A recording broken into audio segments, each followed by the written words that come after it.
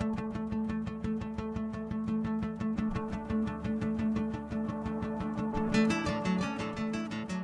like to bring up our first story for the afternoon. Would you like to hear a story? Okay, good. Thank you. So our first story is from, without any. This guy's amazing.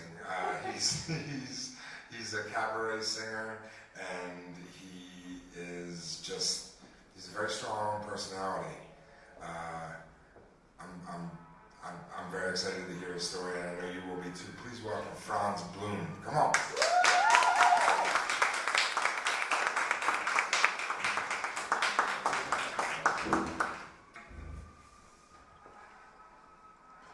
Good afternoon. Glad you're here. I'm glad I'm here. I'm standing in the middle of my apartment in the West Village. I bought that apartment with the money that I made in the last 40 years. Saved it all. It's a garden apartment next to the Hudson River. The date is October 29. Sandy time.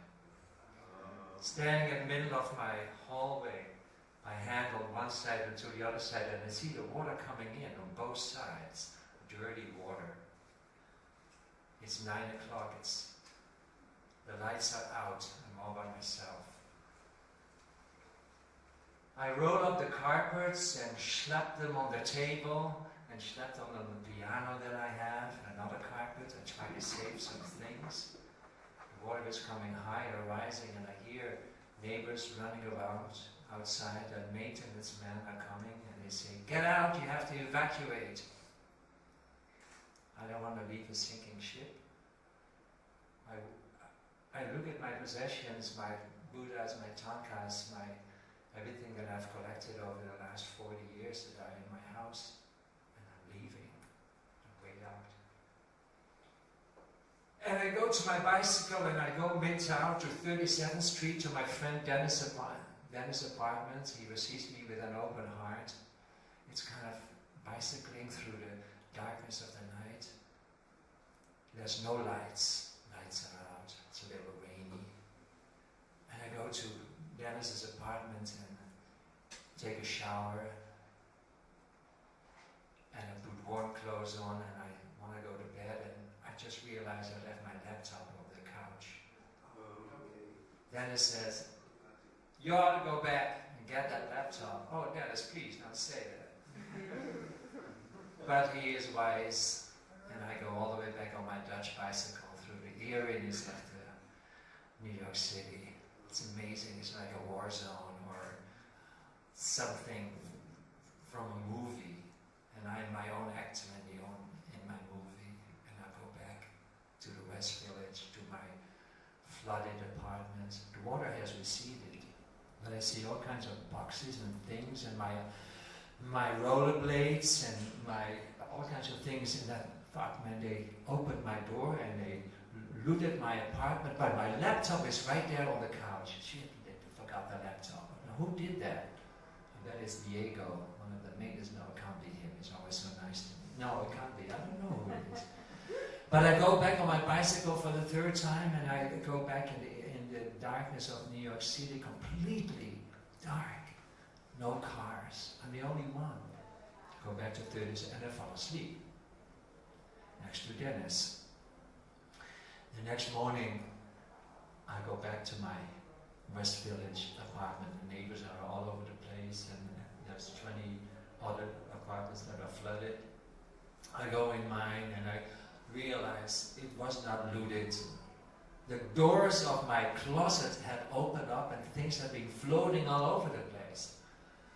Everything was wet. My milk crates with my hundreds and hundreds of very treasured music scores that I selected from my travels all over the world. Wet. My pictures in crates that I, for months and months, had carefully organized, sticking together with the dirty water of the Hudson River.